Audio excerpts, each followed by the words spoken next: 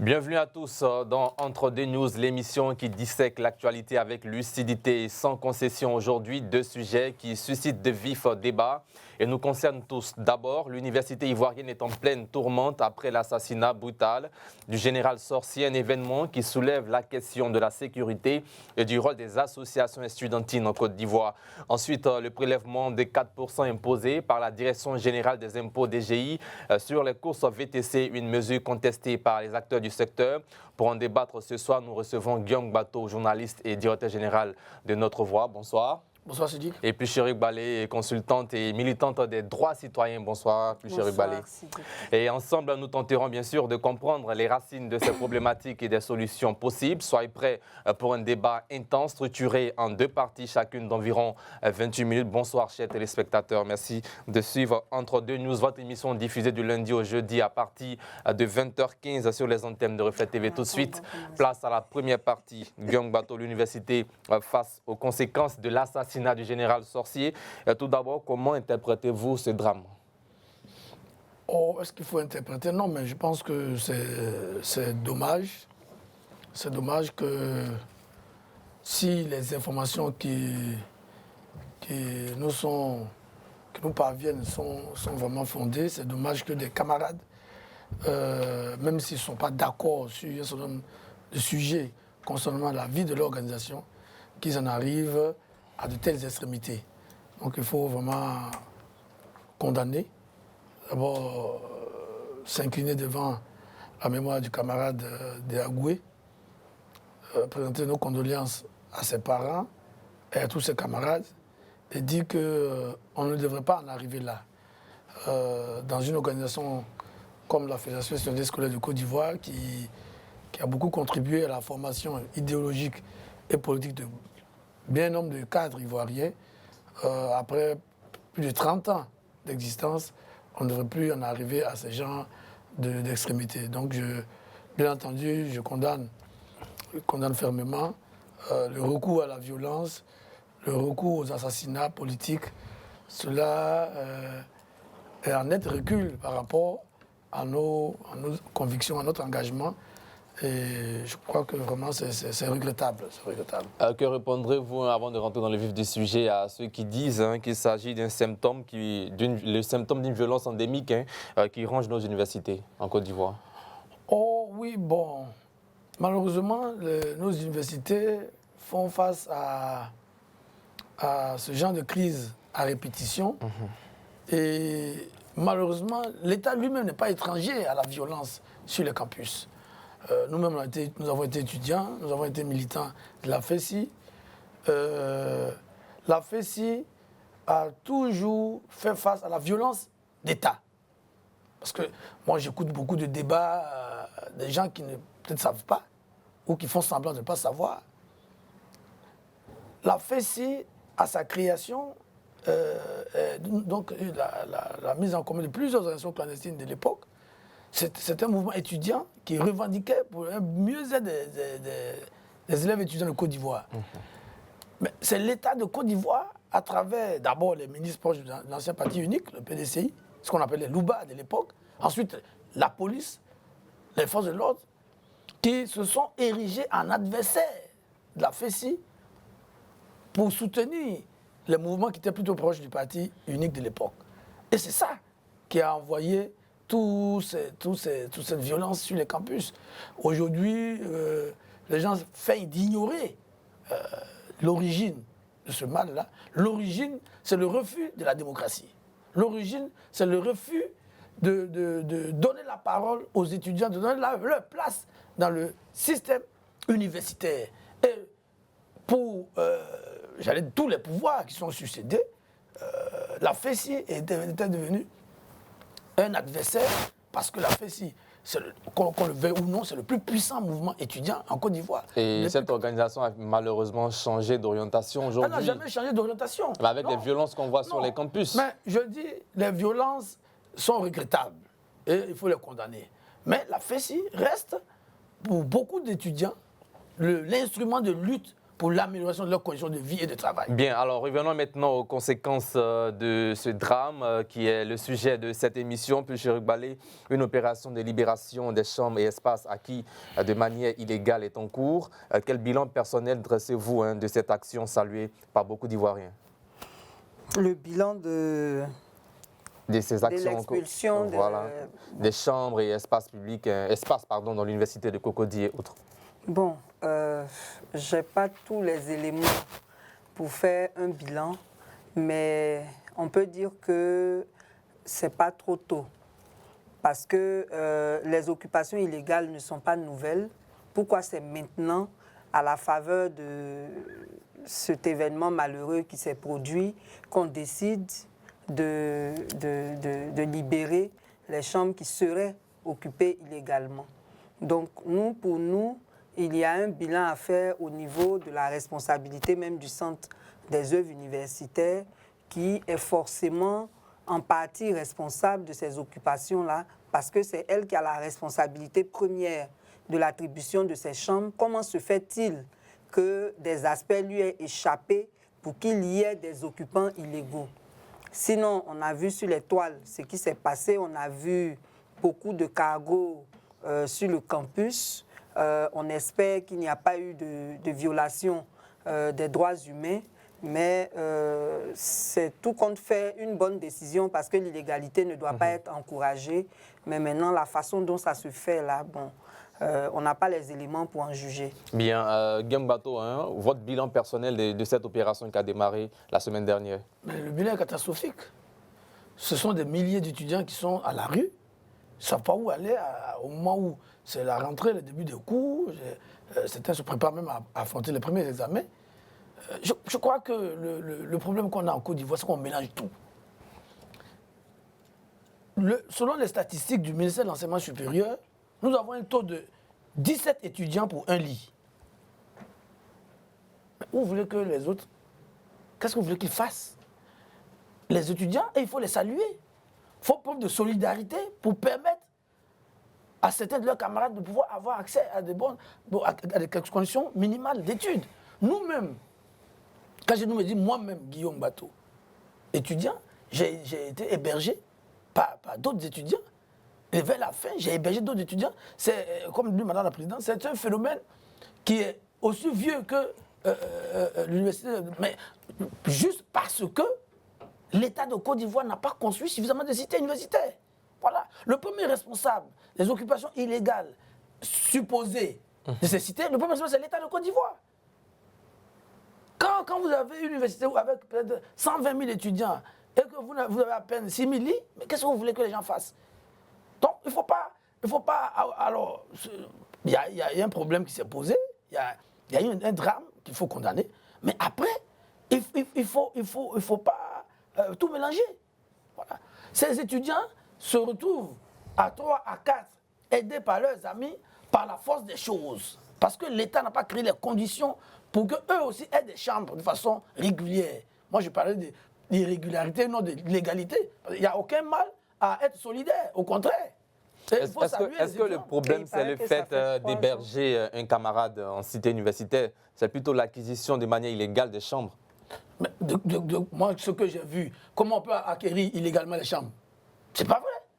Ce qu'on voit, c'est qu'il y a des étudiants qui reçoivent leurs camarades pour leur permettre d'aller à l'école. Et aujourd'hui, puisqu'ils ne sont pas régulièrement propriétaires ou attributaires de ces chambres-là, on leur dit de quitter.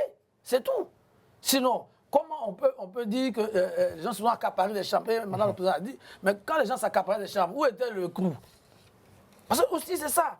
On refuse de situer les responsabilités, on refuse de regarder les problèmes en face. Donc pour vous, il y a une grande responsabilité du CROU à ce niveau-là. Du CROU et de l'État. Voilà, parce que le CROU est un démembrement de l'État de Côte d'Ivoire. La première responsabilité incombe, c'est à l'État de trouver des chambres pour les étudiants. Vous voyez, vous êtes journaliste, faites un tour en Anguille, à Bogua. Beaucoup d'étudiants dorment dans les amphis, dorment dans les toilettes. Vous trouvez ça normal? Il a été également demandé à ces derniers-là de libérer les chambres et les amphithéâtres. Ils vont où? Ils vont où? Mais un amphithéâtre n'est pas une salle mais qui va construire les chambres de cité? Ce sont les étudiants qui ont construit? Bien sûr que c'est l'État de Côte d'Ivoire. Donc, il ne faut pas on dit nul ne peut se prévoir de ses propres turpitudes. Ici, la responsabilité première de loger les étudiants incombe à l'État de Côte d'Ivoire. S'ils n'y arrivent pas, on ne peut pas aussi reprocher aux étudiants de se débrouiller entre guillemets. Mais toutefois, il faut prendre des chambres de manière légale. Mais il n'y a aucune illégalité. Est-ce que vous avez montré des gens qui ont braqué ces chambres-là? Mais il n'y a aucun de ces étudiants qui a eu ces chambres-là qui vient dire qu'il a eu ces chambres de manière légale et puis il a été expulsé. Je dis, il ne faut pas confondre irrégulier et illégal. OK? Parce que de quoi il s'agit? Il s'agit de ce que, puisque vous avez 17 étudiants pour un lit, donc on attribue, il y a M. Sidik, vous êtes le propriétaire de la chambre X dans tel campus. Mais parce que vous êtes un Africain et que vous êtes solidaire de vos camarades, vous acceptez chez vous d'autres étudiants qui régulièrement n'ont pas droit à la chambre. Bien, alors que dites-vous de ceux qui ont les chambres à partir des deux organisations qui n'ont rien à voir avec le CROU, par exemple, qui est bien placé et qui est la voie légale pour avoir les chambres? Bon, l'illégalité doit s'appliquer à ceux qui ne sont pas étudiants et qui sont sur les campus. Et qui ne suivent pas la voie également pour avoir les chambres? Oui, bien sûr. C'est ceux-là qu'on pourrait qualifier d'occupants illégaux. Mais comme il a dit, là, on a tous été étudiants. S'il s'agit de ceux qu'on appelle les Cambodgiens, là, il y a effectivement un problème. Parce que si l'État n'a pas la capacité de loger tout le monde, que les étudiants peuvent s'entraider, on ne devrait pas pouvoir s'interposer à cela, parce que ça va affecter les études de tous ceux qui seront expulsés. Bien, au nombre des conséquences, le siège de la FESI et un autre siège également en construction ont été détruits le week-end dernier. Comment vous réagissez face à ces gestes-là? Oui, ça c'est une très mauvaise chose. Pourquoi? Parce que, comme l'a dit tout à l'heure mon co-débatteur, les gens mélangent tout. D'abord, la suspension des activités syndicales est une très mauvaise décision parce que c'est un droit. Le droit syndical, la liberté syndicale, là, c'est un droit. Et la FESI fait partie des organisations, enfin c'est l'organisation même la plus... Non, il y a eu le MESI avant, mais elle a obtenu beaucoup de choses pour les étudiants. C'est grâce à la FESI que la carte de bus est restée à 3 000. La FESI a fait beaucoup de choses. Donc s'il y a eu un problème, il faut aller traiter les causes de ce problème-là et ne pas pénaliser tout le monde. Parce que quand on suspend les activités syndicales, ça veut dire que, quels que soient les problèmes qui auront cours jusqu'à la levée de la suspension, les étudiants n'auront pas de structure qui les défendent. La deuxième chose, quel rapport le siège de la FESI a avec cette suspension? Parce que si c'était une suppression ou alors une dissolution de la FESI, on comprendrait. Mais même si c'était une dissolution, on vient de parler d'insuffisance de chambres. Ce bâtiment-là aurait pu servir à autre chose. Et l'État lui-même, la FESI n'a pas construit ce siège-là à l'insu de l'État. On a vu sur la toile, à la télévision, le ministre de l'enseignement supérieur venir constater l'avancement des travaux. Donc s'il y a un problème avec la FESI, pour moi, ce n'est pas une raison pour aller détruire son siège parce que la FESI n'a pas été dissous. Et même si elle avait été dissous, c'est un bâtiment qui aurait pu servir soit à l'enseignement, soit à l'hébergement des étudiants. Bien, Guillaume Badou, réaction sur ce même sujet. Je suis d'accord avec Madame la Présidente. Mais le gouvernement lui-même se met dans l'illégalité. Il y a un problème. Le procureur de la République nous a appris qu'il y a un étudiant qui a été assassiné et que les enquêtes sont en cours. Et les premiers suspects ont été interpellés. Mais laissons les enquêtes aller au bout. Mais pourquoi le gouvernement se précipite d'abord pour suspendre les activités syndicales, à supposer que la FESI même a été responsable de tout ça, et les autres associations qui ne sont pas la FESI? Qu'est-ce qu'elles ont à voir dans la suspension de leurs activités? En plus, on chasse les étudiants sur peut-être qu'il y a des occupants illégaux, mais on se rend compte qu'en vérité, c'est tous ceux qui n'ont pas pu avoir la chambre régulièrement parce que l'État n'a pas assez de chambres qu'on met dehors. Et puis on détruit le siège de la FESI. Mais je ne suis pas juriste, mais on a appris quand même qu'en matière criminelle, la responsabilité est individuelle. Elle n'est pas collective. Elle n'est pas collective. D'abord, laissez les enquêtes aller à leur thème. Et puis, s'il y a des responsables, à supposer même que le camarade Kambou, le secrétaire général de la FESI, soit responsable avec certains de ses camarades, mais qu'on les présente devant les juges, que leur culpabilité soit d'abord établie et qu'ils en payent le prix. Mais l'organisation, ce n'est pas un congrès que la FESI a décidé de tuer tel ou tel. Donc on ne peut pas tenir l'organisation pour responsable de ce qu'aurait commis quelques-uns de ses responsables. Bien. Et le gouvernement se lève et détruit. Il va trop loin. C'est pas correct. Vous voyez, ce que j'appelle tout à l'heure mélanger tout, serviette, torchon. Et c'est ça le problème de notre pays. Alors, au cours de l'opération, des armes blanches ont été découvertes, notamment des machettes, des battes de basketball, des couteaux par les forces de l'ordre. Ça a été découvert où? À l'université de Cocody. Cela doit nous interpeller. Si on trouve des couteaux dans une cuisine, c'est normal. Des machettes. Mais les machettes, si il y a des machettes dans la cuisine, c'est normal. Non, mais Ah, si on vous a dit, oui, mais attends, il faut qu'on soit C'est pas sérieux. croyable, non. Oui, il faut qu'on soit sérieux. mais l'université, c'est le temple du savoir. Mais il y a des cuisines Des dans cahiers, l'université, des non? stylos, des livres, Mais il y a des des bouquins. cuisines, les gens mangent. Effectivement. Il y a des restaurants. Mais si vous trouvez une machette qui sert à découper des bœufs, quoi le problème? Non, je pense qu'aujourd'hui, les gens sont dans une communication de diabolisation de la FESI. Et moi, je ne peux pas l'accepter. Bien, puis je veux Voilà. les réactions sur la découverte des machettes et autres, des armes Vous pouvez blanches. pas les machettes à des Bon, vendeurs de selon- bœufs. On a découvert ça sur des étudiants. Bon, Non, dans, les, c'était pour dans savoir. le communiqué, ça n'a pas été précisé. n'a pas été précisé. Mais c'est des sources officielles, le ministère de l'Enseignement supérieur. Bon, ce qui est sûr, moi j'ai vu sur la toile que ceux qui ont été arrêtés avec le secrétaire général auraient ces éléments que vous avez cités là. Mais avant de réagir sur ces éléments-là Allez-y. qui traduisent une certaine pratique de la violence sur les campus, j'aimerais dire que par rapport à cette affaire, il y a quelque chose à élucider.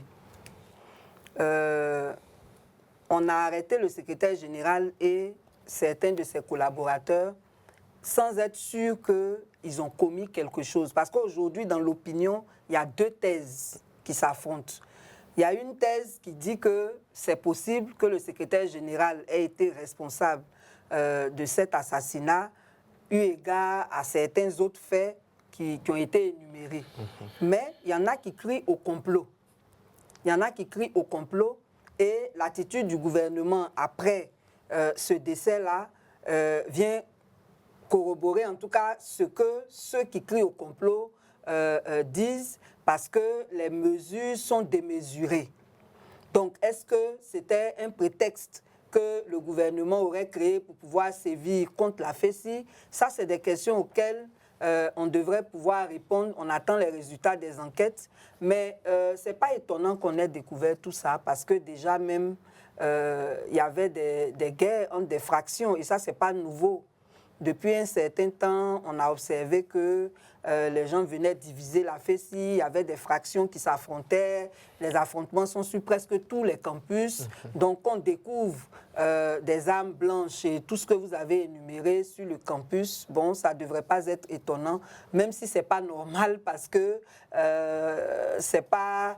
Enfin, déjà que les guerres entre les fractions ne sont pas normales, ça se fait avec toutes ces armes, donc c'est normal qu'on en ait découvert. Bien, Guillaume Bato, quelle est votre position quant à la dissolution de la FESI? Certains Ivoiriens souhaitent la dissolution de ce mouvement estudiantin. Ces gens d'Ivoiriens viennent d'où? Pourquoi ils veulent qu'on dissolve la FESI? Je ne comprends pas. Pour éviter les violences sur les campus et dans les établissements publics et en autres. dissolvant la FESI que la violence va cesser. Ce n'est pas ça. Il ne faut pas se tromper de cible et d'objectif. La FESI est l'organisation la plus importante d'élèves étudiants de Côte d'Ivoire. Voilà. C'est une organisation structurée, puissante. Il y a des problèmes. Il y a un assassinat. Mais faisons les enquêtes. Mais pourquoi on ne veut pas faire les enquêtes et puis on veut dissoudre une organisation? D'ailleurs, il ne veut pas au gouvernement de dissoudre une organisation. Ça doit faire par voie de justice. Mais en tout état de cause, qu'est-ce qui fait que les gens se précipitent? Moi, je ne comprends pas. On dit, il y a eu un mort. On commence les enquêtes. Le lendemain des enquêtes, on casse le siège de la FESI. On arrête le secrétaire général et beaucoup de ses camarades. On chasse les étudiants. On recherche d'autres. Même ceux qui font des communiqués pour expliquer, pour s'adresser à leurs militants, on les arrête. Non. Ça, ce n'est pas comme ça qu'on se comporte. Donc pour vous, ce n'est pas normal. Hein? Je dis pour moi, ce n'est pas normal. Et je condamne cette toute activité syndicale et estudiantine étant interdite, mais pourquoi vous imaginez des... Est-ce que les assassinats... Parce que des enquêtes sont en cours. Mais alors laissons les enquêtes s'achever. On commence l'enquête. Mais faire un communiqué, c'est défier l'autorité de l'État de Côte d'Ivoire. Pourquoi? Donc, à partir du moment où l'État parle, nous, on ne doit plus parler. Mais si les activités sont interdites, c'est normal. Attendez, les activités sont interdites, mais pas les déclarations. une déclaration. Je trouve même que le Bureau national de la FESI a été responsable pour appeler ces militants au calme. Mais attends, vous croyez que une organisation comme la FESI, qui mobilise des milliers d'étudiants, vous allez régler le problème comme dans un marché et allez vous coucher? Mais il faut être sérieux. Nous, on a milité à la FESI. Pendant des années, ce mouvement était annoncé comme dissous. Mais on a contraint l'État de Côte d'Ivoire à réhabiliter la FESI en 1997. Est-ce que vous pensez que la FESI que vous avez connue par le passé est la même FESI que vous voyez présentement? C'est la même FESI. C'est le même idéal de lutte contre toutes les injustices dans l'école ivoirienne. Bien. Il peut y avoir des problèmes, des dérapages, mais la FESI, de mon point de vue, dans sa grande majorité des militants, reste un mouvement étudiant engagé pour l'amélioration des conditions de vie et de travail des étudiants. Après, il y a des difficultés, il faut qu'on s'asseye. Laissons d'abord les enquêtes aller à leur terme. S'il y a des coupables qui sont connus, identifions-les, condamnons-les. Mais après, laissez l'organisation se restructurer. Au lieu d'aller dans tous les sens et de faire croire que c'est la FESI qui est responsable de tous les malheurs de la Côte d'Ivoire. Mais les gens qui ont pris les armes en Côte d'Ivoire ici, vous ne les connaissez pas? Ils sont tous militants de la FESI. Mais il ne faut pas aussi que certains Ivoiriens, oui, il faut dissoudre. Mais si on devait dissoudre des organisations parce qu'elles ont eu des accompagnements des armes, il y a beaucoup de gens qui parlent qui ne savent même pas en Côte d'Ivoire. Merci Guillaume Bato. Alors cette situation a conduit à la prise d'un arrêté ministériel pour interdire toute activité syndicale et estudiantine. Est-ce qu'on peut parler ici d'atteinte à la liberté d'association? Oui, absolument. J'allais le dire tout à l'heure quand vous avez posé la question sur la dissolution. Ce n'est pas du droit du gouvernement de se comporter ainsi. Parce qu'au nom de la liberté d'association et aussi au nom de la liberté syndicale, on ne peut pas dissoudre la FESI. On ne devrait pas le faire. Et une dissolution, et c'est pour ça que nous luttons contre l'ordonnance, parce qu'il y a une ordonnance qui a été prise, dit-on, pour organiser les organisations de la société civile et les organisations syndicales en font aussi partie. C'est pas normal qu'un gouvernement décide de dissoudre une association. Une association a ses objectifs.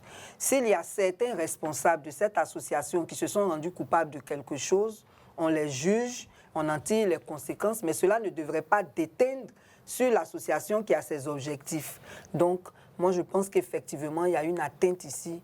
Mais là, c'est l'interdiction des activités syndicales, ce n'est pas une dissolution. On est clair là-dessus. Oui, mais on se comporte comme si c'était une dissolution. Quand on interdit, d'abord même le fait d'interdire les activités syndicales, c'est ce que je disais tout à l'heure, c'est une atteinte à la liberté syndicale. Il n'y a pas que la FESI qui soit une organisation, un syndicat d'étudiants, voilà. Et ça, on l'étend à tout le monde. Déjà, ça, c'est un problème par rapport aux autres organisations. S'il se pose des problèmes, et il y en a tellement sur les campus, qui va porter la parole des étudiants? Donc là, c'est une atteinte même à la liberté d'expression de tous les étudiants en général, et ça, c'est pas normal. Merci. Guillaume Bato, finalement, toutes les associations estudiantines payent les conséquences des actions de la FESI à travers cette décision, cet arrêté ministériel. Oui, mais moi, je ne les entends pas, je ne sais pas pourquoi ils ne parlent pas. Il faut que ces organisations aussi parlent. Ils vont parler, on les met en prison. Les gens ont fait communiquer, on les a mis en prison. Il faut toujours parler. Nous sommes là sur le plateau. Mais ils respectent la loi, ces derniers respectent la loi. Il faut d'abord dénoncer cette attitude. Il faut dénoncer cette attitude. Ce communiqué, cette décision du gouvernement est attaquable, est critiquable, en tout point de vue. Moi, je pense que le gouvernement, les autorités étaient sur le bon chemin. Après, le procureur de la République a ouvert une enquête. Et rapidement. Donc, pourquoi les gens se précipitent? Ou bien ils n'ont pas confiance au procureur de la République. Ils n'ont pas confiance en notre justice. Ce serait grave. Parce que de mon point de vue, ce qui aurait été inquiétant, c'est que les autorités soient muettes sur la situation. Mais dès le lundi, il y a eu un communiqué du procureur de la République pour informer l'opinion nationale et annoncer que les enquêtes sont ouvertes. Après tout, on doit laisser la justice faire son travail.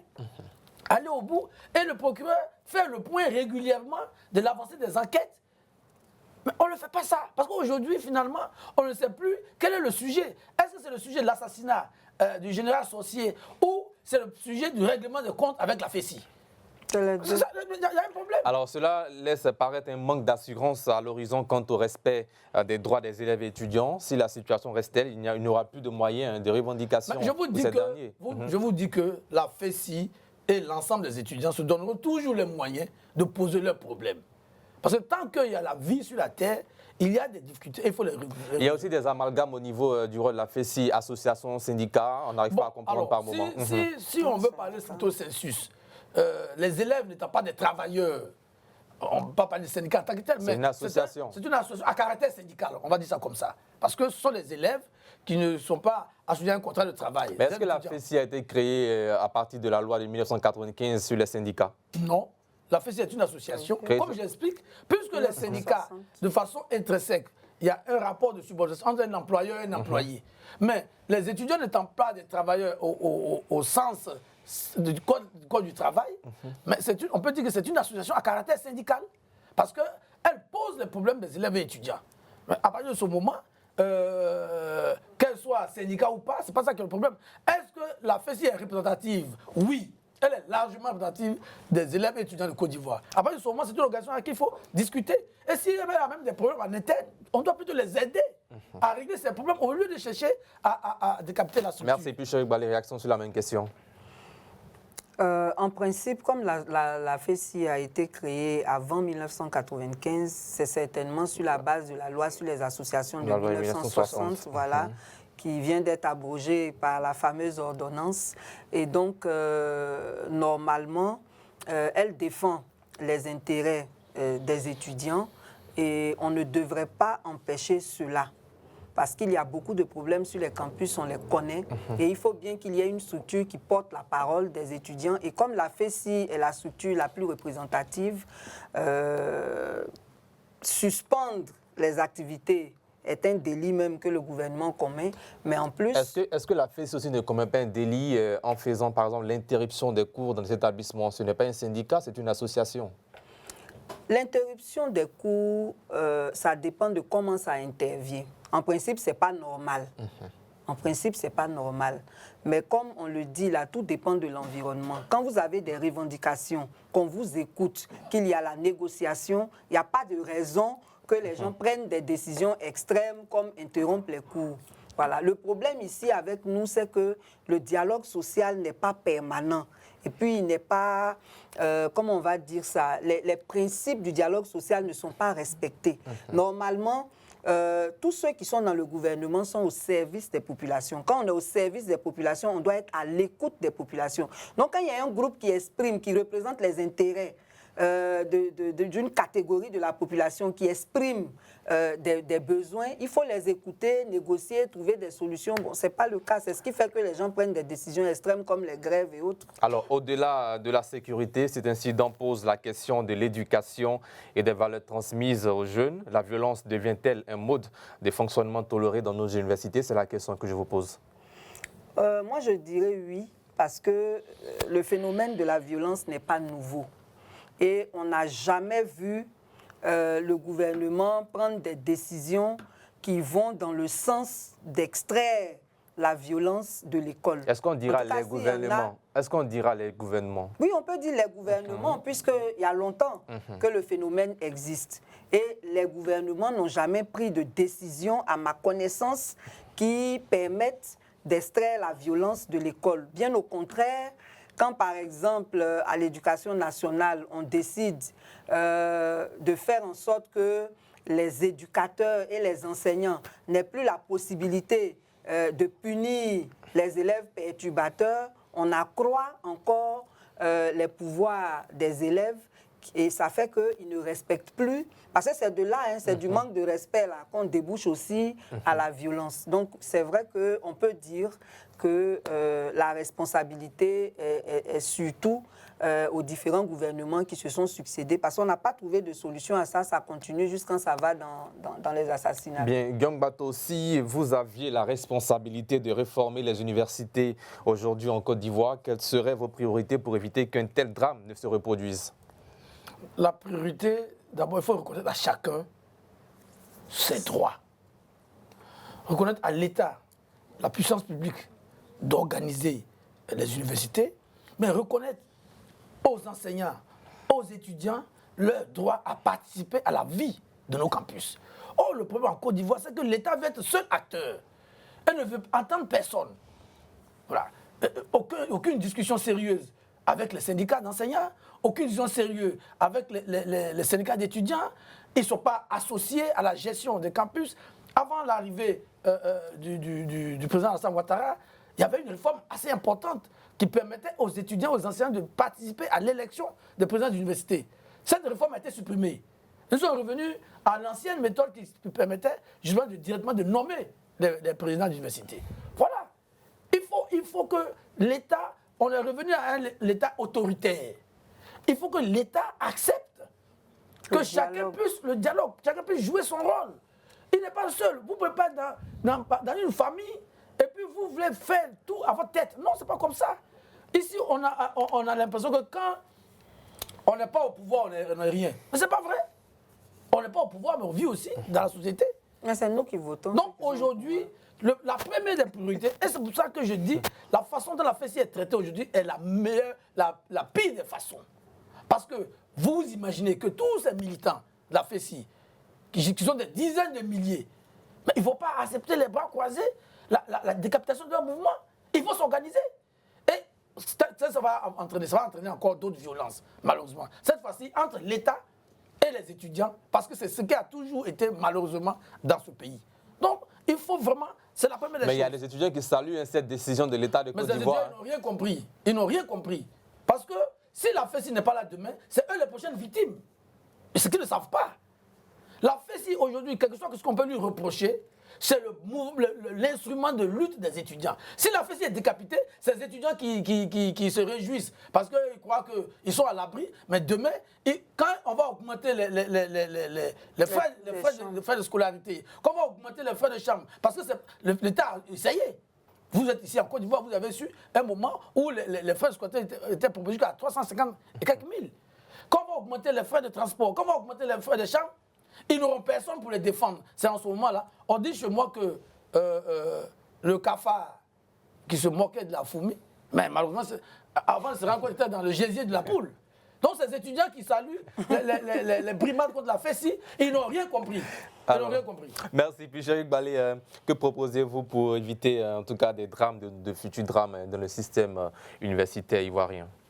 Oui, tout passe par le dialogue.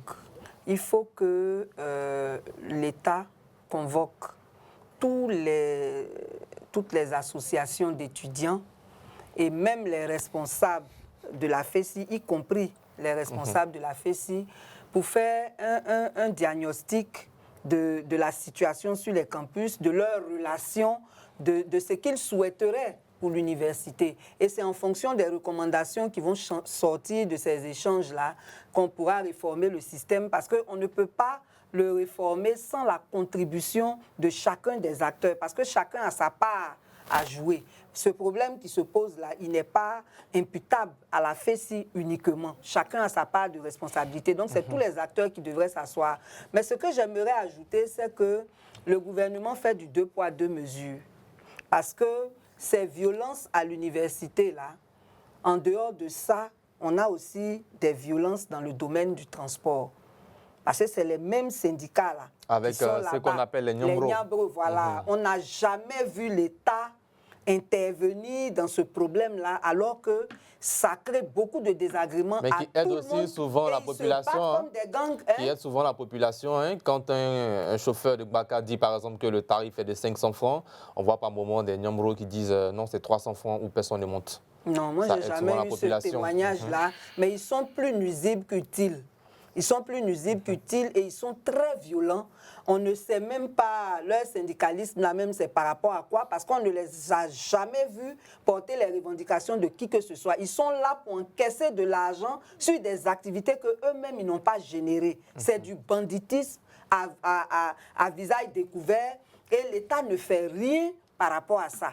Et c'est maintenant ce problème de FESI là qui leur fait tellement mal qu'ils prennent des décisions démesurées. En tout cas, il faut que l'État se ressaisisse parce que ce n'est pas comme ça qu'on gère les populations. Guillaume Bateau, en somme, quelle analyse faites-vous au sujet des conséquences de cette affaire du meurtre du général Sorcier sur le système universitaire ivoirien? Je crois que... le monde universitaire, pardon. Je crois que le gouvernement en fait un peu trop. Voilà. Attends, c'est que même surtout comme les gens comme nous qui ont condamné l'assassinat du camarade Deagoué, on commence à se poser des questions. Voilà, on commence à se demander, mais est-ce que c'est vraiment à cause de ce problème ou il y avait un autre problème avant? C'est ça, et c'est le mal de notre pays. Peut-être qu'on profite pour régler tous les Oui, problèmes. mais c'est pas comme ça se comporte. Dans un pays civilisé, un pays structuré, c'est pas comme ça qu'on se comporte. On ne guette pas ses propres citoyens comme si on les attendait au tournant. Non, un État n'a pas à jouer à cache-cache à ses citoyens. S'il y a des problèmes, vous les posez et on en discute. Vous n'attendez pas pour profiter d'un incident, si malheureux soit-il, pour aller dans tous les sens. Voilà. Et aujourd'hui, finalement, les étudiants sont à la rue, la FESI est traquée. Bon, la société va même être divisée sur la question et on ne sait plus où on se... Moi, je crois qu'il faut qu'on revienne et qu'on se calme, que tout le monde se calme, qu'on laisse les enquêtes aller jusqu'au bout et qu'on puisse, s'il y a des responsables qui ont été identifiés, qu'ils soient traduits devant la justice dans un procès équitable, qu'ils se défendent et que s'ils sont jugés coupables, qu'on les sanctionne et qu'après, on laisse la possibilité à l'organisation de donner de nouveaux dirigeants. Merci Guillaume Bato. Nous allons marquer une courte pause. C'est pas le Hamas ou bien le djihad islamique. Chers téléspectateurs, on revient juste dans quelques instants pour la seconde partie de cette émission, juste après la pub. Voilà, nous sommes dans la seconde partie de cette émission consacrée au VTC, prélèvement de 4% par la Direction générale des impôts désormais sur les montants de course. En tout cas, les prélèvements, les contrôles ont débuté ce lundi. Plus cher Balé, quelle lecture faites-vous de ce prélèvement des 4% sur chaque course des VTC? D'abord, c'est un prélèvement qui est de trop parce que avant cela, tous les chauffeurs de taxi, qu'ils soient VTC ou pas, étaient soumis à une taxe de 135 500 l'année. Et lorsqu'ils ont voté l'année fiscale 2024, c'est l'article 26 qui a institué cette taxe de 4%, ce prélèvement de 4% sur les VTC, et en retour, ils annulaient la patente de 135 000. Nous, on pense que c'est une taxe de trop parce que c'est nous, les consommateurs, qui payons pour cette augmentation-là. Actuellement, d'après les échanges que nous avons eus avec les propriétaires de VTC, quand vous prenez une course éco, c'est 18%. Et quand vous prenez une course confort, c'est 22 à 23%. Donc, il dépasse même parfois les 4% pour aller jusqu'à 5%. Et ça, c'est le consommateur qui paye pour ça. Donc, nous, on ne peut pas être d'accord pour cette augmentation qui va venir encore s'ajouter sur la cherté de la vie. Et toutes les fois même que nous faisons nos courses depuis le début de cette année, on constate même une augmentation du coût des courses. Et donc, nous, on pense que ce n'est pas bon du tout. Donc, la population paye les frais oui, c'est nous qui payons toujours. C'est nous qui payons toujours. Guillaume Bato, est-ce que selon vous, c'est une mesure excessive? Oui. Je crois que il faut peut-être repenser la fiscalité en Côte d'Ivoire. Parce que la fiscalité doit être utile, doit aider à la consommation, doit aider à la croissance, etc., etc. Le secteur des VTC aujourd'hui, c'est l'un des secteurs qui emploie beaucoup de jeunes sans emploi. Okay? Mais quand vous discutez avec eux régulièrement, les chauffeurs de VTC, qui sont les plus nombreux, de plus en plus dénoncent la régression de leur gain. Et ça, moi j'ai parlé à beaucoup de chauffeurs qui se disent « Ah, oui, mais monsieur Boiteau, à cette allure, nous on va abandonner, faire autre chose ». Donc ça aussi c'est important. Quand l'État prend un certain nombre de décisions, il doit mesurer les conséquences sociales et économiques sur les populations les plus vulnérables, notamment sur les chauffeurs, mais aussi sur la population, comme l'a dit Madame la Présidente, qui, en dernier ressort, c'est elle qui paye. Voilà. Nous sommes dans un système où déjà, il y a beaucoup de choses qui sont très... Le loyer à Abidjan est hors de prix. Sur les marchés, les produits de première nécessité sont hors de prix. Le transport, on a du mal à se déplacer. Quand vous allez dans les gares de bus ou dans les taxis communaux, où c'est des longs rangs, comme vous voyez, vous-même, vous avez souvent même pitié de nos concitoyens. Parce que tout est problème. Vraiment. Même quand vous allez à la banque pour régler un problème, mais c'est de l'aura, etc., etc. Donc, il faut quand même que dans les décisions que l'État prend, on pense aux citoyens lambda, on pense au pouvoir d'achat. Dans d'autres pays, ça fait débat. Bon, chez nous ici, personne n'en parle. Mais sans pouvoir d'achat, qu'est-ce que vous voulez qu'on fasse? Alors, le gouvernement affirme que cette taxe est nécessaire pour réguler un secteur en expansion. Le sacrifice des entrepreneurs est-il donc justifié avec ces 4%? Oui, mais ce n'est pas les entrepreneurs qui sont sacrifiés, ce sont les populations. Parce qu'on l'a dit, au final, toutes ces taxes sont répercutées sur le coût des courses. C'est ça qui est la réalité. Donc, comment on dit, pour réguler, moi je ne comprends pas bien les mots. Bon, pour réguler, on a bien Un augmenté. secteur qui n'est pas organisé, voilà. Donc, c'est en Et on a augmentant. même vu par le passé les chauffeurs de taxi-compteurs qui avaient soulevé des plaintes par moment sur des taxes qui ne sont pas prélevées au VTC. Est-ce que les chauffeurs de taxi compteurs ont demandé qu'on augmente le coût des courses sur les VTC? Non. Les chauffeurs de taxi à l'époque ont estimé que les VTC leur faisaient la concurrence déloyale parce qu'eux payaient un certain nombre de taxes, etc., etc. Mais ce problème a été réglé. Oui, oui, ils ont harmonisé. Ils ont harmonisé. Mais ils n'ont pas demandé qu'on augmente les coûts de transport. Non. Il faut vraiment que il y ait toujours... Et ce que moi je déplore, on a dit un peu dans le cas de la FECI, ce que moi je déplore, c'est qu'en Côte d'Ivoire, on ne discute pas avec les acteurs. Toujours. On prend les décisions et puis les gens réagissent et après ça devient des conflits. Alors que dans des pays modernes, on discute avec les acteurs, le gouvernement présente ses prétentions, les explique, ceux qui sont concernés réagissent et on s'accorde sur ce qui est essentiel et utile pour tout le monde. Voilà. Mais ici, le gouvernement est en amont, en aval, au milieu, à gauche, à droite. Mais ce n'est pas comme ça que ça se passe. Pour mettre de l'ordre, peut-être. Mais pour mettre de l'ordre, vous ne pouvez pas mettre de l'ordre sans associer ceux qui sont concernés. Sinon, c'est vous-même qui créez le désordre. C'est ça. Bien, alors nous allons marquer une courte pause. L'Association des entrepreneurs de VTC a tenu une conférence de presse jeudi dernier à Cocody. Ils ont répondu aux mesures de la Direction générale des impôts concernant le prélèvement de 4% sur chaque course. Stéphane Kouassi, Saint-Iche-Mobio, reportage. Les responsables de l'Association des entrepreneurs des véhicules de transport avec chauffeur de Côte d'Ivoire, ASEN VTC-CI, ont tenu ce jeudi 3 octobre 2024 une conférence de presse dans la commune de Cocody. L'objectif, répondre aux récents communiqués de la Direction générale des impôts, publié le 25 septembre, annonçant des contrôles rigoureux sur la collecte des 4% de prélèvement à la charge des propriétaires de VTC. Ces vérifications sont prévues sur 2 périodes, du lundi 7 au mardi 15 octobre, puis du lundi 4 au mardi 12 novembre prochain. Il est question que nous apportions la preuve que les 4% du montant des courses ont bien été prélevés et reversés dans les caisses de l'État afin que nous puissions continuer à travailler à partir de lundi. Nous n'avons pas les moyens d'apporter la preuve qu'ils sont payés. Ce sont les personnes qui peuvent le faire. Et donc, il serait bien que l'État se rapproche des plateformes et qu'ensemble, ils trouvent une solution à ce problème. Brice Sabo, porte-parole des associations et syndicats des conducteurs de VTC, a saisi l'occasion pour exprimer l'inquiétude de ses collègues. Il a appelé les autorités à revoir cette mesure qu'il juge inadaptée aux réalités du secteur. On demande à l'État de penser à toute cette jeunesse-là et de penser aussi aux citoyens qui vont se déplacer le lundi et de pouvoir trouver une solution très rapide. Pour rappel, l'article 26 de l'annexe fiscale 2024 instaure un prélèvement à la source à la charge des propriétaires de véhicules de transport public, qu'il s'agisse de transport de personnes ou de marchandises utilisant des plateformes de mise en relation en ligne. Ce prélèvement, fixé à 4% du montant de chaque course, est perçu par les exploitants des plateformes et dispense les propriétaires de la patente transport. Le recouvrement de cette taxe suit les mêmes règles que celle de la TVA. Voilà, nous sommes de retour en plateau. Bucherik Balé, quel commentaire faites-vous après avoir vu ce reportage?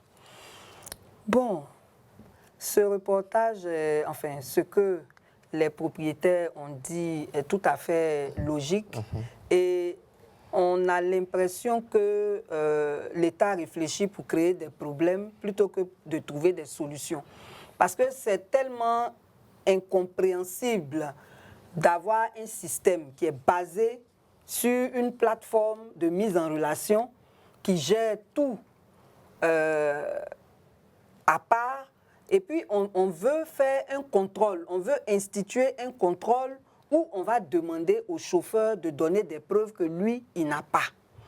Franchement, c'est tellement étonnant que, bon, on se demande parfois si ceux qui prennent ces décisions-là le font avec toute leur lucidité, parce que c'est vraiment aberrant. Bien, Guillaume, votre réaction. Oui, mais les plateformes, quand vous passez une commande, le coût qui s'affiche sur votre téléphone et le téléphone du chauffeur, vous ne faites que le payer au chauffeur. Mais les répartitions, comme l'a dit Madame la Présidente, les répartitions sont faites déjà à la base. Soit avec les plateformes initiales, Yango, Hitch, etc., ou avec les propriétaires. Bon, le chauffeur qui est dans son véhicule, comment il peut prouver que sur les... Par exemple, pour venir chez vous ce matin, j'ai payé 6 500 francs. Ces 6 500 francs, les 4% sont déjà prélevés à la base. Mais comment le chauffeur qui m'a envoyé chez vous peut prouver à un policier ou à un agent des impôts que ces 4% sont partis dans les caisses de l'État? Bon, il y a un problème. Et c'est pour ça que nous disons qu'avant de prendre les décisions, il faut discuter. S'ils avaient discuté, les propriétaires, les entreprises et les propriétaires de plateformes leur auraient expliqué que c'est difficile en l'État. Ou que ce n'est pas aux chauffeurs qu'il faut poser la question, il faut plutôt poser la question aux plateformes. Voilà. Qui doivent, puisqu'il y a une traçabilité, donc sur la base de la traçabilité, de la répartition qui est faite, prouver qu'ils payent les 4% aux impôts. Mais pour moi-même, ce n'est pas le plus important. Est-ce que les 4% sont justifiés dans le contexte actuel? Parce qu'on a dit, au final, les entrepreneurs de VTC ne sont pas des philanthropes.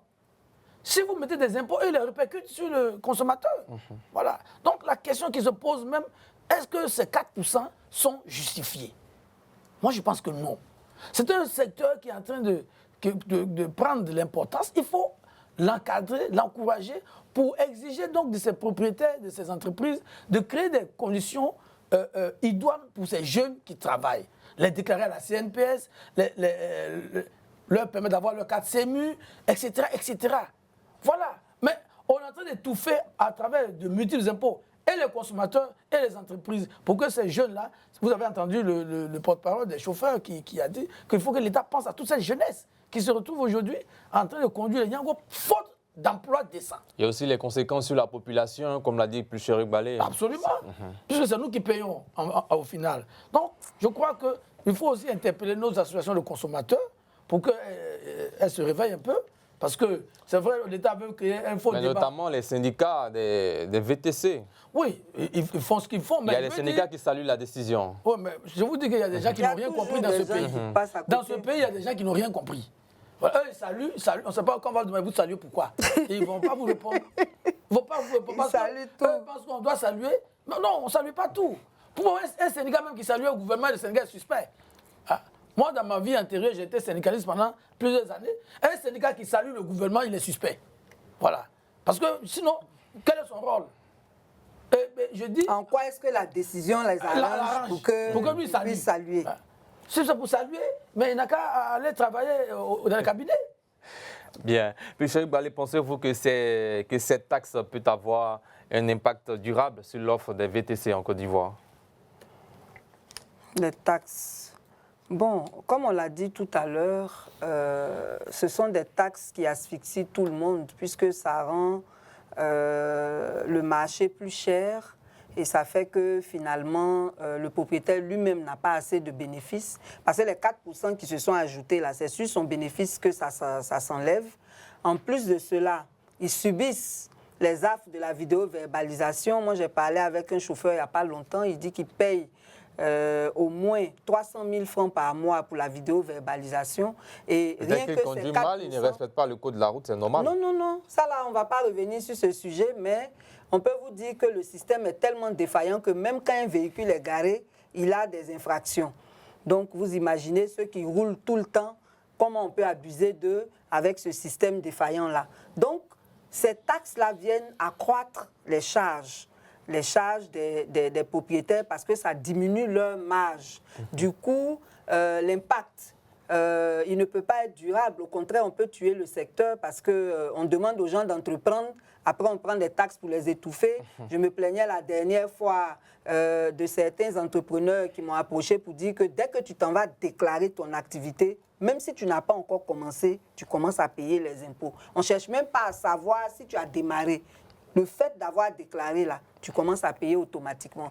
Donc, il faut vraiment qu'on revoie la fiscalité en Côte d'Ivoire. C'est vrai qu'on veut remplir les caisses de l'État, mais en même temps, quand ces fonds-là rentrent, il faut mieux les gérer pour éviter d'avoir à augmenter les taxes et à faire payer les citoyens, à faire disparaître les entreprises finalement. Alors, pour conclure avec vous, est-ce que ces taxes sont une nécessité fiscale ou un coût de trop, un coût dû de trop pour un secteur déjà en difficulté? Oui, c'est un coût dû de trop, c'est ce qu'on disait tout à l'heure. C'est un coût dû de trop parce que les chauffeurs se plaignent que leurs revenus ont diminué, les propriétaires se plaignent. Il y en a même là, à cause de tout ça, qui ont carrément arrêté. Donc, en fait, ceux qui se plaignent là, ils veulent continuer d'abord parce que c'est leur activité, c'est tout à fait normal, mais ils veulent aussi garantir les emplois et tout. Donc, c'est clair que c'est vraiment négatif. Bien, on aura l'occasion avec vous d'inviter sur ce plateau un syndicat qui salue cette décision du gouvernement. Oui. Sinon, de la Direction générale des impôts. Il faut plutôt inviter deux syndicats. Un qui salue et un qui ne salue pas. Et puis, ils vont donner leurs arguments. On a déjà deux syndicats qui ont des positions différentes. Le syndicat des entrepreneurs de VTC, puis le syndicat des chauffeurs de VTC qui saluent cette décision, qui seront sur ce plateau, en tout cas au cours de cette semaine. Guillaume Bateau, pour terminer, est-ce que c'est nécessaire, cette décision? Moi, je vous ai dit qu'elle n'est pas nécessaire. Voilà, elle n'est pas nécessaire. Et même si elle était nécessaire... Même pour encadrer le secteur, ce n'est pas nécessaire. Pourquoi est-ce qu'une taxe encadre un secteur? Un secteur, c'est pour payer les gens un encadrement. Bon, il faut qu'on... Non. Je dis que ce n'est pas le moment. Les difficultés sont telles qu'il ne faut pas en rajouter. C'est quand le moment alors? Quand le secteur sera florissant, quand le gouvernement va prendre des mesures pour réguler effectivement, pour que les entrepreneurs, par exemple, qu'on étende le réseau à l'ensemble, par exemple, des villes de Côte d'Ivoire, par exemple.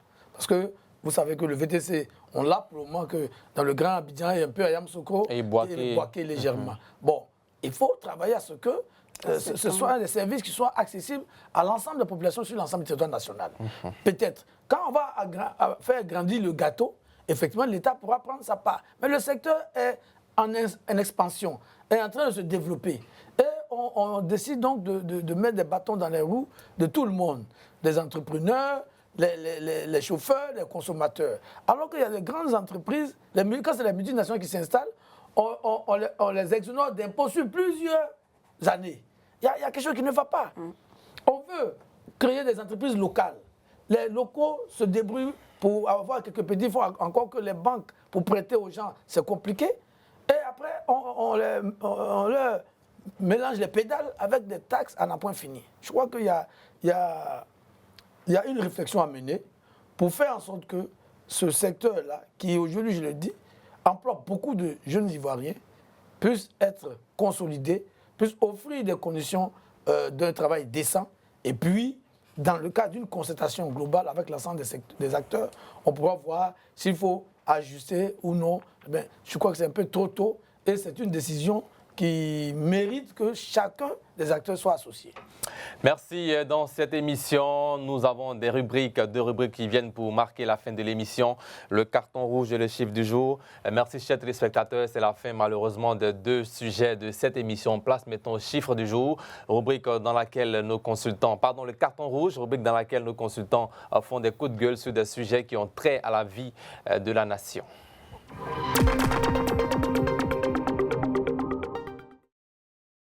Voilà le premier carton de cette émission, de cette semaine avec Guillaume Bateau.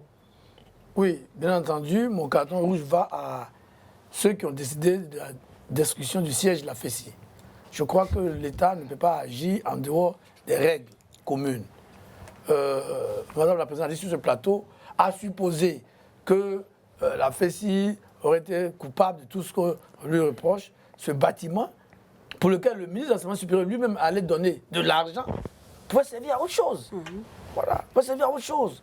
Mais aller le détruire sans qu'on ait situé les responsabilités dans ce qui est arrivé, je trouve ça pas tout à fait normal. Donc carton rouge, je ne sais pas si c'est la direction du CROU ou si c'est le ministère de l'enseignement supérieur. En tout cas, à eux tous, un carton rouge. Ils doivent se ressaisir dans cette affaire pour ne pas donner le sentiment de poursuivre d'autres objectifs qui n'ont rien à voir avec la recherche de la vérité dans le malheur qui est arrivé au général Saucier. Merci. Pichot, les réactions sur ce carton rouge? Oui, il est très approprié parce que ça s'apparente même à un acte d'incivisme. J'ai coutume de dire qu'en Côte d'Ivoire, on a l'incivisme d'État. Parce qu'on a tous des droits, mais on a tous aussi des devoirs. Et c'est du devoir de l'État de protéger les biens et les personnes. Et là, il s'agit d'un bien de la FECI qui n'a rien à voir avec l'affaire qui est en cours. Et comme on l'a déjà dit, c'est un bâtiment qui est d'utilité publique, qui pourrait servir à tout le monde. Et donc, le détruire et le faire au nom d'une structure étatique, c'est vraiment inquiétant. C'est très, très inquiétant. Bien, à vous maintenant de faire votre carton rouge. Oui, mon carton rouge va à l'endroit de nos autorités judiciaires. On a été informé le samedi à 18h que Dosso Charles Odel, en charge de la société civile au niveau du PPACI, a été enlevé à son domicile par des personnes encagoulées. Et jusqu'à aujourd'hui, nous ne savons pas où est-ce qu'il est. J'aimerais donner mon carton rouge aux autorités judiciaires parce que ce genre de comportements sont beaucoup trop récurrents. Hein.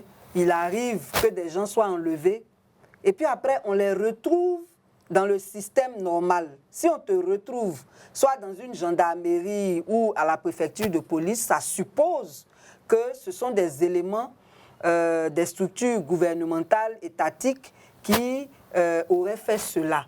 Voilà, nous voulons dire qu'il y a des procédures. Quand quelqu'un a fait quelque chose, on lui donne une convocation, il répond à cette convocation et la procédure suit son cours. Mais les enlèvements, là, je ne sais pas dans quelle partie du code pénal c'est inscrit, mais il y a un problème. Donc vraiment, je voudrais donner un carton rouge à toutes nos autorités judiciaires. Merci. Guillaume Bato, réaction ou question sur ces cartons rouges? Oui, je pense que d'abord, je voulais joindre ma voix à celle de tous ceux qui demandent la libération de M. Dosso Charles Odel, que je connais très bien.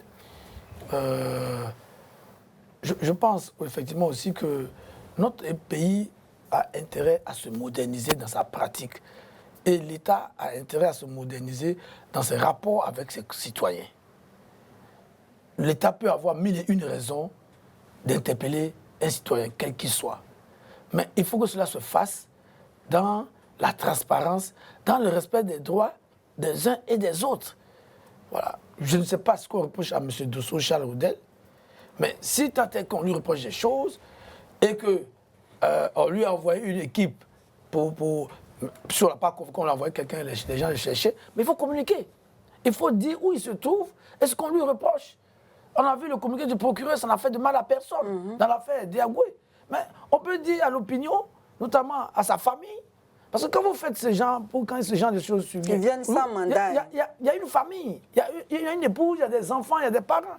Leur dire au moins où la personne se trouve, qu'est-ce qui lui est reproché, pour que soit ses camarades politiques du parti ou sa famille s'organisent pour assurer sa défense. Mais si rien n'est dit, et le PPAC a fait un communiqué depuis quelques jours, et il n'y a aucune réaction. Personne ne dit non, on ne l'a pas enlevé, ou on l'a enlevé, voilà, ou on l'a envoyé. Ça devient inquiétant. Et ça contribue à discréditer notre État, et ce n'est pas bien. Nous rêvons d'un pays démocratique, où les institutions sont respectées, mais où les institutions, elles aussi, respectent les citoyens. C'est important pour nous. C'est pour ça que nous nous battons depuis notre temps d'enfance. On ne peut pas rester là, les bras croisés, et ne pas réagir face à cette situation, parce que malheureusement, ça n'arrive pas qu'aux autres. Bien, nous allons maintenant faire place à la dernière rubrique de cette émission, le chiffre du jour.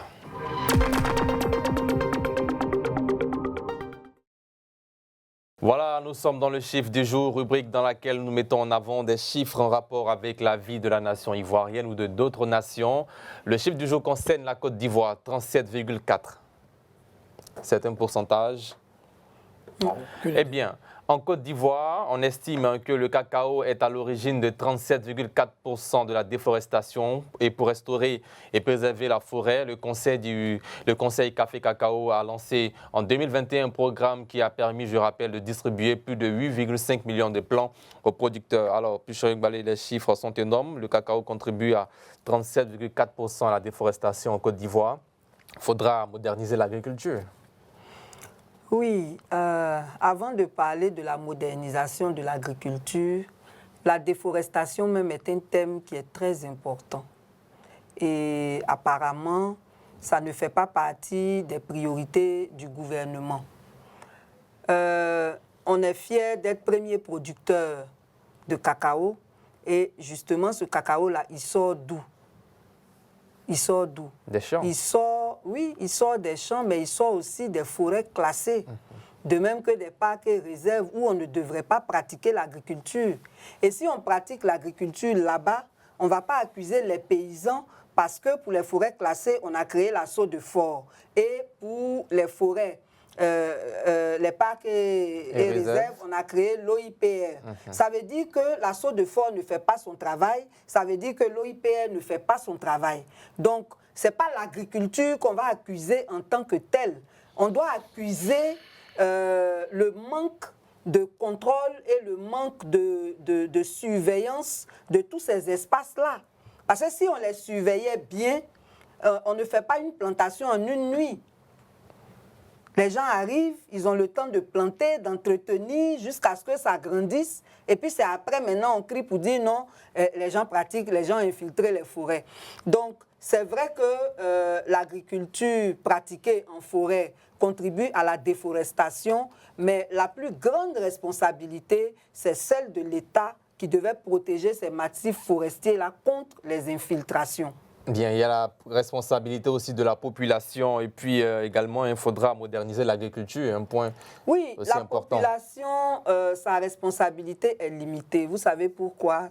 C'est pour la simple raison que la plupart des forêts classées appartenaient à certaines populations. C'était dans leur patrimoine. Et puis l'État est venu classer ça. Donc, quand les gens se rendent compte qu'ils ont accepté de céder une partie de leur patrimoine, parce que tout ça, c'est pour garantir l'équilibre écologique.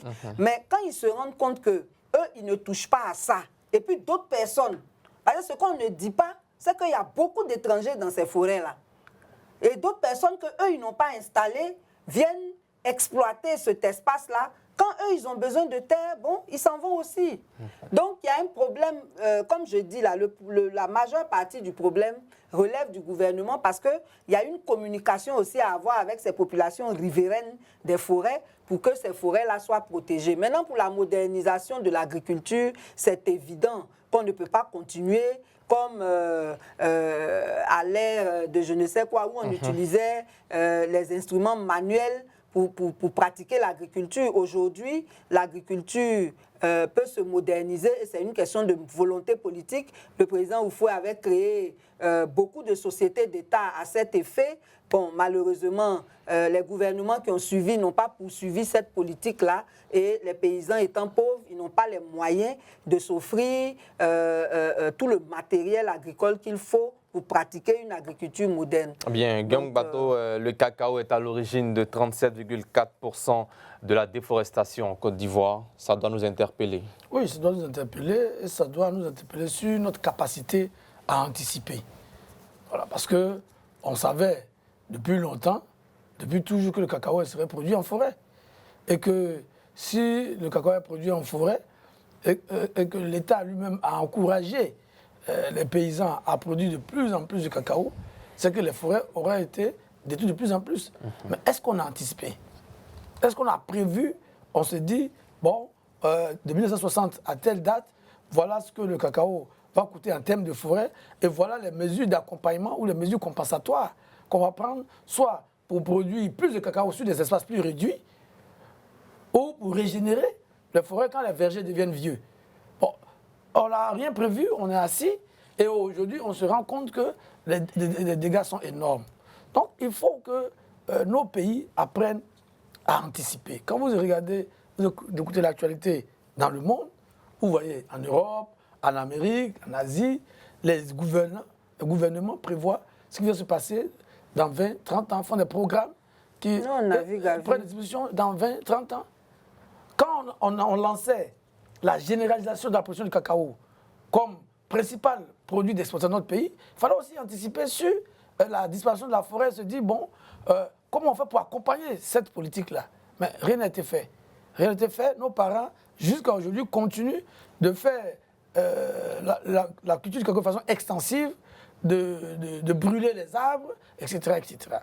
Ouais. Il faut revoir. Il faut des politiques vigoureuses, améliorer la productivité des plants à l'hectare, pour que, par exemple, ce qu'on utilisait, le cacao qu'on pouvait avoir sur 1 hectare, si on peut le produire sur un demi-hectare ou sur moins que ça, on va gagner de l'espace et la politique de reboisement aussi doit accompagner. Beaucoup de structures ont été créées, mais on voit bien qu'elles font souvent du surplace. Les objectifs ne sont pas atteints et d'année en année, entre ce qui est détruit et ce qui est régénéré, il y a des gaps. Et c'est important, il faut saluer la prise de conscience actuelle, mais il faut passer de la parole aux actes. Le Conseil Café Cacao a beaucoup de choses à faire. Il n'y a pas que la forêt. Par exemple, il y a les routes. Il y a beaucoup de zones de production où il n'y a pas de route. Oh, le Conseil Café Cacao est assis, il y a des milliards à Abidjan. Tu vois, il y a des problèmes. Il y a des problèmes. Merci Guillaume Bato. Voilà. Merci Pulchérik Balé. Merci à vous aussi, chers téléspectateurs. Retenez surtout que l'université ivoirienne et le secteur des VTC traversent des périodes de tension, mais des solutions peuvent émerger si les bonnes solutions et décisions sont prises. Nous espérons que des discussions contribueront à une meilleure compréhension des enjeux actuels. Merci à vous de nous avoir suivis et à demain dans Entre deux News. Et retenez surtout cette maxime du père fondateur de la Côte d'Ivoire moderne, Félix Houphouët-Boigny, je cite, « Le dialogue est l'âme des forts et non des faibles ». Bonsoir.